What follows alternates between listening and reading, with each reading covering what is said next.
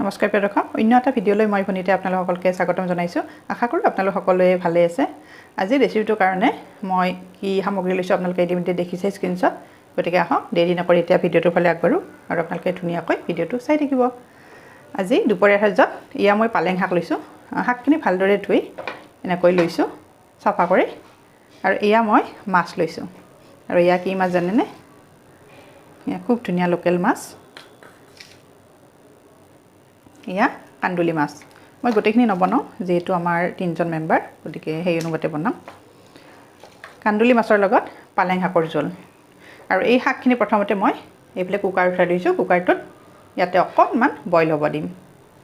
আৰু তাৰপিছত আপোনালোকক দেখাই আছোঁ আপোনালোক সকলোৱে বনাই পালেং শাক, কিন্তু মইনো কেনেকৈ বনাওঁ আপোনালোকে ভিডিঅ'টো সম্পূৰ্ণকৈ আৰম্ভণিৰ পৰা সকলোকে স্কিপ নকৰাকৈ চাই থাকিব। এইফালে মই কুকাৰটোত শাকখিনি দি দিছোঁ। মই অকণমান সৰহকৈ লৈছোঁ শাক, যিহেতু মই আলু ব্যৱহাৰ নকৰোঁ আৰু বইল কৰাৰ পিছত এইখিনি এনেও কমি যায়। ইয়াতে মই অকণমান পানী দিছোঁ, এয়া বেছি পানী নহয়। আৰু এতিয়া ইয়াতে নিমখো দি দিছোঁ। আৰু এতিয়া মই এটা চিটি অহালৈকে ইয়াৰে ঢাকনিখন লগাই দিম।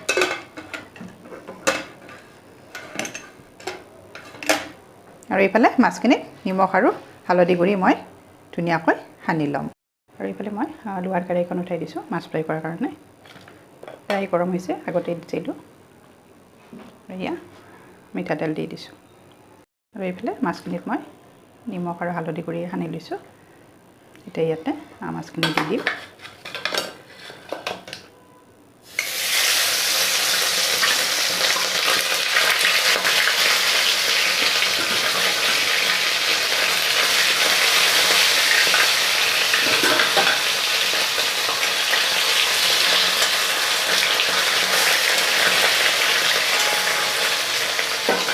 গেছৰ ফ্লেমটো এতিয়া অকণমান বঢ়াই দিছোঁ।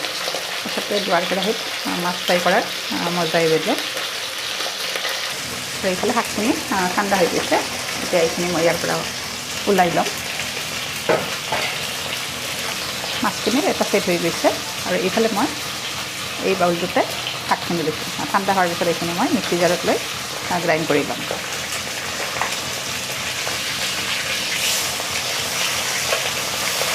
মাছ ফ্ৰাই কৰাটো সকলোৱে জানে, গতিকে গোটেইখিনি নেদেখাওঁ।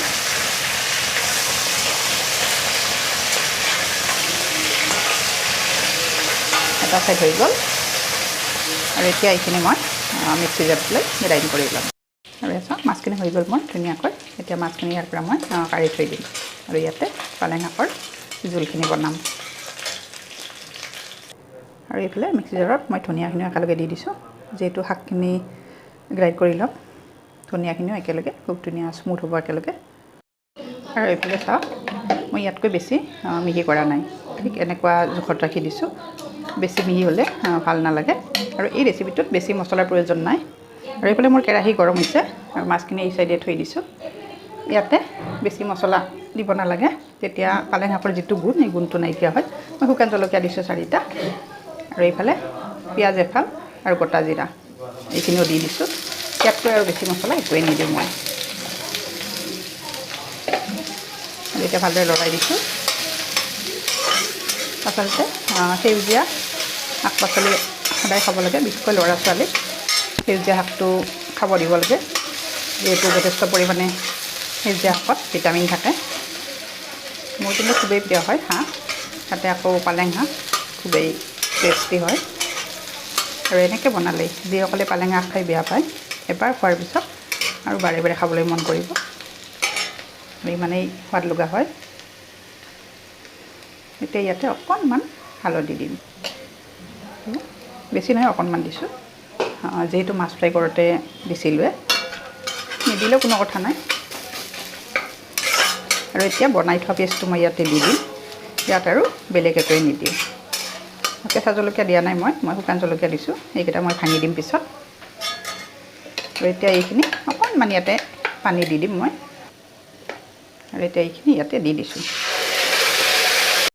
আৰু এইখিনি প্ৰায় 1 মিনিট সময় মই মিডিয়াম ফ্লেমত ভাজিলোঁ।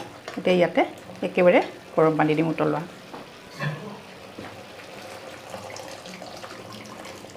এনেকৈ ভাজি লোৱাৰ পিছত কেতিয়াও ঠাণ্ডা পানী দিব নালাগে।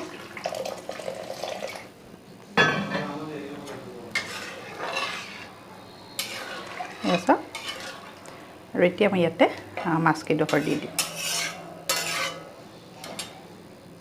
চব ধুনীয়াকৈ উতলিছে এতিয়া ইয়াতে মই নিমখ দিম মাছ ফ্ৰাই কৰোঁতে দিছিলোঁৱে এতিয়া অকণমান জোলখিনিত দিওঁ আৰু মাছখিনি ইয়াতে দি দিছোঁ গোটেইখিনি যিহেতু বইল কৰা হয় বেছি সময় নালাগে আৰু খুব ধুনীয়া এটা গোন্ধ আহি নাকত লাগিছে একেবাৰে খাব লাগিছে আপোনালোকে যদিহে এনেকৈ বনাই পোৱা নাই এবাৰ মোৰ ভিডিঅ'টো চাই খুব ধুনীয়াকৈ বনাব আৰু বেয়া পোৱা সকলক তেনেকৈ বনাই খুৱাবচোন আঙুলি চেলেকি খাব বহুত ধুনীয়া হৈছে আৰু গোটেই কিটচেনটো মানে আমোল ওলাই গৈছে জলকীয়াখিনি এতিয়া মই ভাঙি দিম আৰু এয়া চাওক মোৰ ৰেডি হ'ল কান্দুলি মাছৰ সৈতে পালেং শাকৰ জোল কিমান ধুনীয়া হৈছে